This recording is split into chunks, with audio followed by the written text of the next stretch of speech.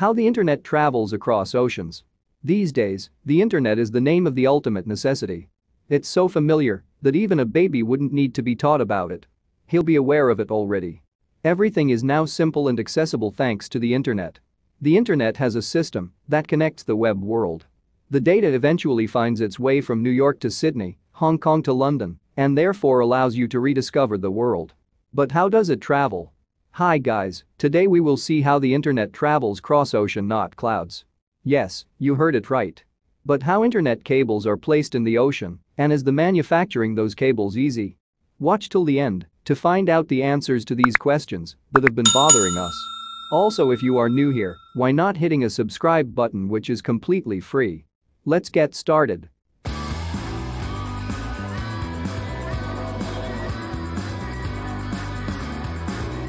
The cables cover almost 750,000 miles to various continents in order to meet and serve our never-ending demand for entertainment and communication.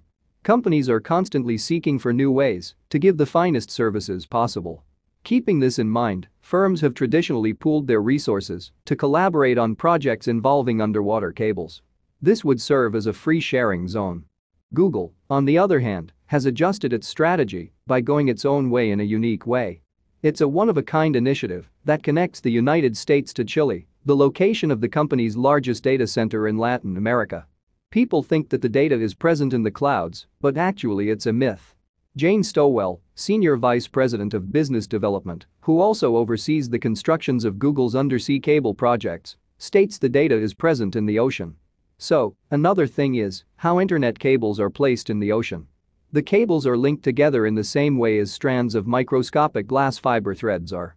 Then, using fiber optic technology, lasers transport data down the threads at the speed of light. After reaching land and connecting with an existing network, the data is delivered to a person's device via a web page or email. Nowadays, most of us have access to the internet mostly through Wi-Fi and phone data plans. These systems eventually connect with physical cables capable of swiftly transporting information across the continent. Is the manufacturing process easy? Simple answer to this question is no. The cables are manufactured by passing them through high-speed mills the size of jet engines.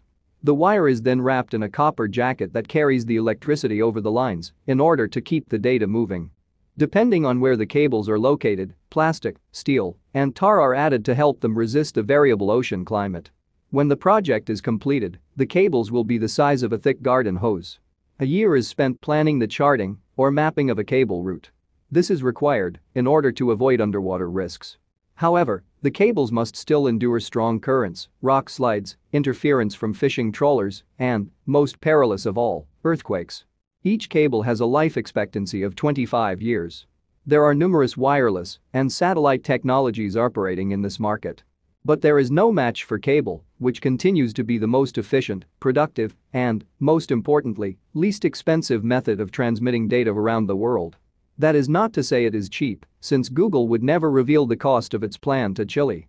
However, analysts estimate that subsea projects can cost up to $350 million, depending on the length of the cable. In modern times, telecommunications firms have boasted the most about laying the groundwork for cable. However, as time has passed, American tech behemoths have become more cautious and controlling. Google has supported 14 cables throughout the world. According to TeleGeography, Amazon, Facebook, and Microsoft have invested in data centers that connect North America, South America, Asia, Europe, and Africa. A Facebook-led group has just funded the world's longest subaquatic cable, a 45,000 kilometer and billion-dollar monster called to Africa, which will connect 33 nations.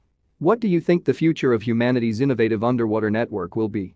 Please share your thoughts in the comments and don't forget to subscribe for more tech news in the future.